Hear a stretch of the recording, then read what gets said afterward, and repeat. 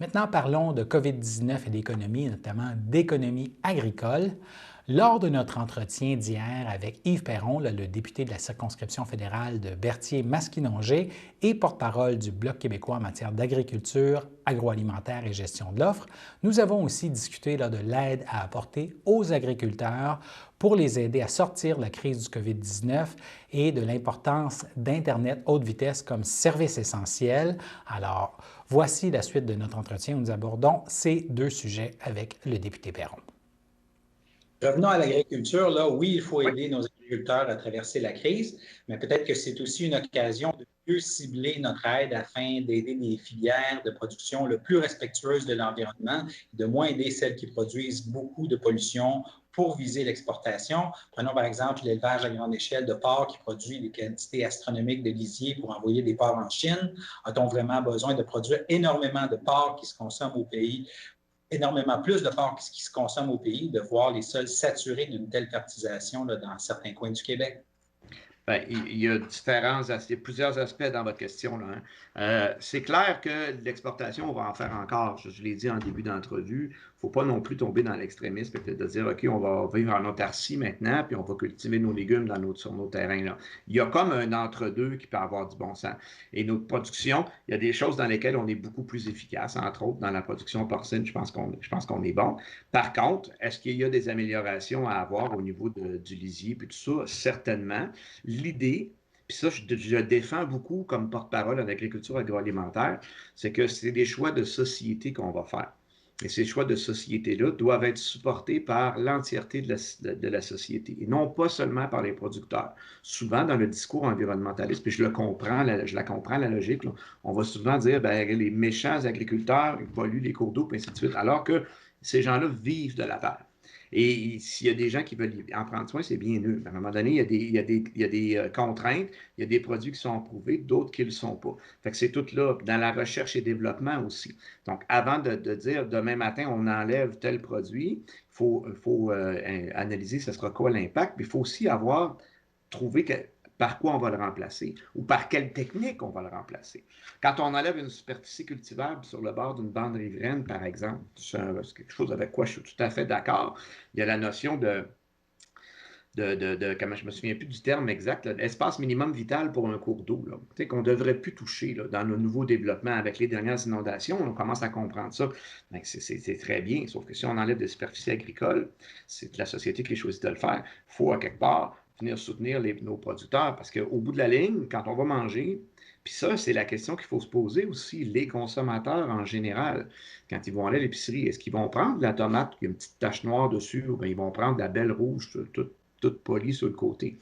Mais la belle rouge toute polie sur le côté, peut-être qu'elle a utilisé plus de pesticides que celle de l'autre tablette. Fait que puis je ne suis pas en train de dire que les gens n'ont pas raison. Au contraire, il faut agir là-dessus. Il faut juste le faire de façon intelligente puis analyser tous les impacts, puis essayer de trouver des remplacements avant d'imposer des contraintes importantes. Mais je pense qu'on progresse bien, puis je pense que le milieu agricole est bien volontaire pour collaborer dans ces changements-là. Mais dans un récent communiqué que vous avez fait parvenir là, sur l'agriculture, vous évoquiez ça, la possibilité que certains secteurs puissent être aidés plus que d'autres en fonction de plus respectueux de l'environnement ou pas. Pouvez-vous donner des exemples? Des exemples, mais je pourrais parler, entre autres, moi, quand je parle de ça, j'ai beaucoup la problématique d'abattage en tête.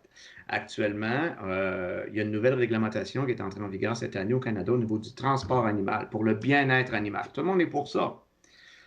Puis à un moment donné, ça ne marche plus. On a eu à l'automne des producteurs de bovins qui ont euthanasié les veaux à la ferme parce que pour les embarquer dans le camion, il fallait qu'ils payent 40 $.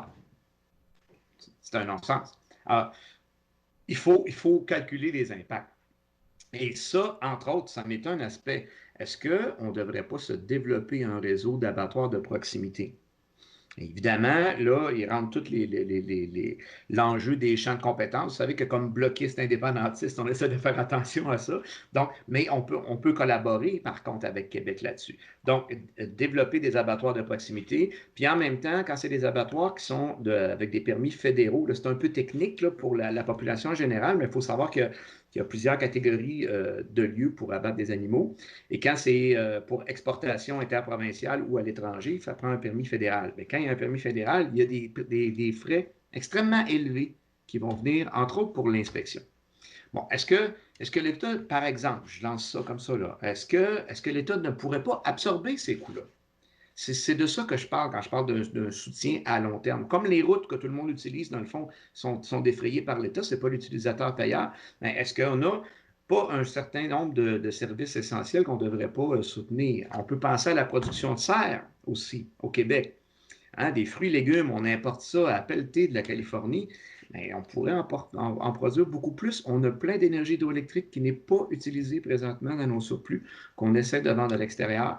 Ah, peut-être un système de tarifs préférentiels pour les producteurs maraîchers. Il y a un paquet de choses qu'on peut faire. Nos auditeurs se rappellent peut-être qu'on en avait déjà discuté un peu avant même la pandémie. Est-ce qu'il ne serait pas souhaitable, encore cette pandémie-là, peut-être ça le met encore plus en lumière, qu'on a une trop grosse dépendance par rapport à la main-d'œuvre des travailleurs venant de l'étranger pour les récoltes au champ? Est-ce que ça ne met pas encore plus d'importance à revoir les passerelles vers l'assurance-emploi pour peut-être avoir plus de gens venant du Québec et aussi pas avoir un modèle unique. Tout le monde, les Mexicains veulent faire du 12 heures, tout le monde va faire des chiffres de 12 heures. C'est peut-être pas réaliste non plus si on veut avoir plus de Québécois dans les champs, là.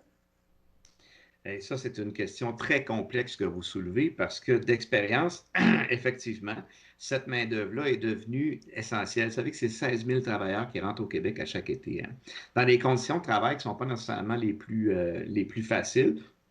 Et dites-vous qu'au départ, si les producteurs d'industrie agricole ont eu recours aux travailleurs étrangers, c'est parce qu'il n'y avait pas de Québécois dans le champ, où les gens y vont. Puis encore ce matin, je ne vous invente rien, j'avais des discussions parce qu'on est là-dedans beaucoup, les travailleurs étrangers. Vous savez qu'au Bloc, on a demandé que le fédéral prenne en charge la quarantaine. Ça n'a pas de bon sens. J'ai plein de situations difficiles à gérer présentement par rapport à ça.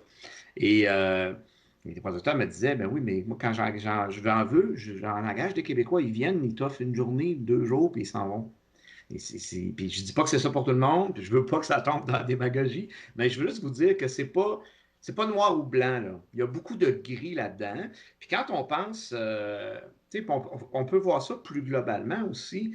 Les travailleurs étrangers, c'est un peu une forme d'aide internationale aussi. Quand on veut que notre État participe à des programmes d'aide internationale, où est-ce qu'on va aller développer, mettons, on va construire une école, puis tu vas voir 8 ans plus tard, puis ça n'a pas été entretenu, puis ça n'existe plus, ou encore on va donner un tracteur, mais avec une obligation de contrat d'entretien, puis c'est le Canada qui va vendre des pièces qui sont très chères. Il y a un paquet de choses qui existent. Il y a un paquet de belles aides internationales aussi qui existent et qui se fait. J'en suis conscient pour en avoir été témoin, pour même y avoir participé à certaines occasions dans des voyages d'initiation avec des élèves. Mais le travailleur étranger qui vient ici, là, effectivement, ils sont ici pour travailler. Donc, des fois, les conditions, là, mettons, on récolte des asperges, peu importe. Il faut vider le champ. Là.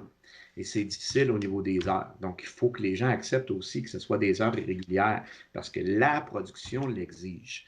Et c'est clair que les normes du travail doivent s'appliquer. C'est clair qu'on veut un minimum. D'ailleurs, ça s'applique. Hein? Les travailleurs étrangers sont payés le même prix là, que les travailleurs québécois. Là.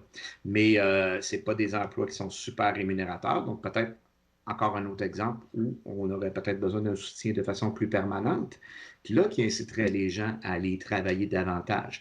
Mais je ne pense pas qu'il faut non plus mettre un X sur les travailleurs étrangers. Ces gens-là ramènent de l'argent dans leur famille et c'est une belle forme d'aide internationale qui est constructive, puis on développe des liens, puis il y a même de l'immigration, il y a des gens qui finissent par s'en venir ici avec leur famille, c'est des gens qui sont super intégrés, qui parlent français. Donc, il y a plusieurs zones d'ombre là-dedans. J'évoquais pas de mettre un X sur les travailleurs étrangers, mais peut-être d'avoir un meilleur partage du travail au champ entre toujours avoir puis avoir un peu plus de Québécois. Et pour avoir un peu plus de Québécois, peut-être que si ça convient bien aux Mexicains qui sont ici pour travailler, de faire 12 heures, ça ne convient pas nécessairement à un Québécois de faire des chiffres de 12 heures tout le temps, quitte à avoir plus de Québécois qui font le relais. Ben, il y a différentes formules qui pourraient être envisagées, effectivement.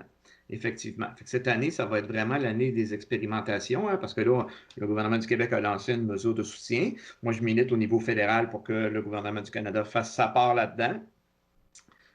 Il paraît-il, selon les dernières nouvelles qu'on a eues de l'Union des producteurs agricoles, que cette mesure-là du 100 $ par semaine avait des impacts très positifs, qui avait reçu beaucoup d'applications. Donc, on va le voir sur le moyen long terme. Ce que les producteurs craignaient aussi beaucoup, c'est que c'est les travailleurs qui s'en viennent parce qu'ils ont perdu leur emploi momentanément et qui retournent à leur emploi au début du mois d'août alors que la saison agricole n'est pas terminée. Fait qu'il y a tout un enjeu de formation, de compétences. Il y a des travailleurs qui viennent depuis plusieurs années, qui sont très spécialisés. C'est une question complexe qui est difficile de traiter dans une entrevue de 5 minutes, là, mais vous soulevez quand même un point important. Là. Oui, je pense qu'il y a des choses à faire. D'autres choses que vous voulez rajouter? Peut-être Internet, on travaille là-dessus. Hein? Dans la période actuelle, vous savez qu'on se rend compte, hein, les endroits où il n'y a pas d'Internet haute vitesse, les gens trouvent la quarantaine pénible, entre autres ceux qui devraient être en mesure de faire du télétravail et qui ne peuvent pas le faire. Donc, ils doivent se déplacer malgré les consignes. Donc, c'est difficile. Donc, c'est sûr que ça va être c'est un dossier prioritaire. On travaille là-dessus au parti. On fait des pressions énormes pour que le déploiement s'accélère et pour qu'il n'y ait pas aussi de grandes entreprises qui mettent des embûches à des petites entreprises qui ont des permis d'exploitation parce qu'il y a toutes sortes de situations. Je ne veux pas commencer à nommer des gens puis tomber là-dedans là, parce que c'est quand même délicat, mais j'ai plusieurs dossiers là, qu'on travaille. Et juste pour dire à la population, on est là-dessus, puis au Bloc québécois, on veut que ce soit officiellement reconnu comme un service essentiel. Alors, ce sont tous des dossiers qu'on aura certainement la chance de reparler avant longtemps, de suivre l'évolution. Avec grand plaisir.